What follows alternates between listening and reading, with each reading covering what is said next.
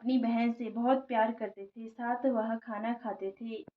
एक दिन कार्तिक की चौथ आई तो उसकी बहन ने करवा चौथ का व्रत रखा। सारे भाई भोजन करने के लिए आए और अपनी बहन से बोले, आ बहन तू भी खाना खा ले। उसकी माँ बोली, आज वह खाना नहीं खाएगी, उसका करवा चौथ का व्रत है। जब चाँद निकलेगा तभी वह खाना खाएगी। तो उसके भाइयों ने छल कपट से जंगल में आग जलाकर छलनी में से चाँद दिखा दिया।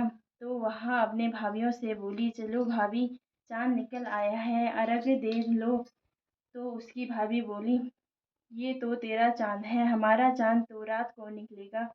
यह सुनकर भाइयों के जोर देने पर वह खाने के लिए बैठ गई। पहला टुकड़ा तोड़ने पर खाने में बाल निकल आया और दूसरे टुकड़े में उसे छींक आ गई। तीसरे टुकड़े तोड़ने पर राजा के घर से बुलावा आ गया।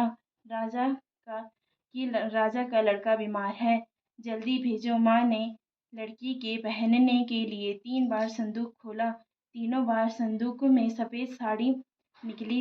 अब उसको सफ़ेद कपड़े पहनाकर ही ससुराल भेज दिया और माँ ने उसकी लड़की के पल्ले में एक सोने का सिक्का बांध दिया और बोली, रास्ते में जो भी मिले पैर पड़ती जाइयो, जो तेरे को सुहागन रहने का आशीष दे उसे यह सोने का सिक्का दे देना और पल्ले को गांठ मार लेना।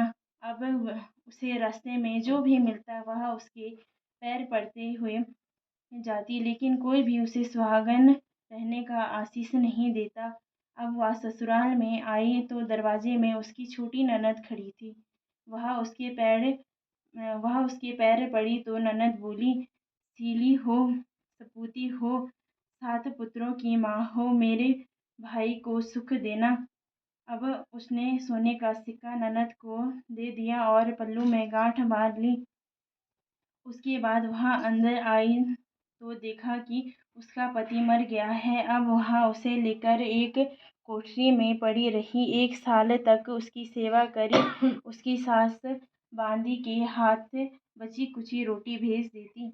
इस प्रकार उसे अपने पति की सेवा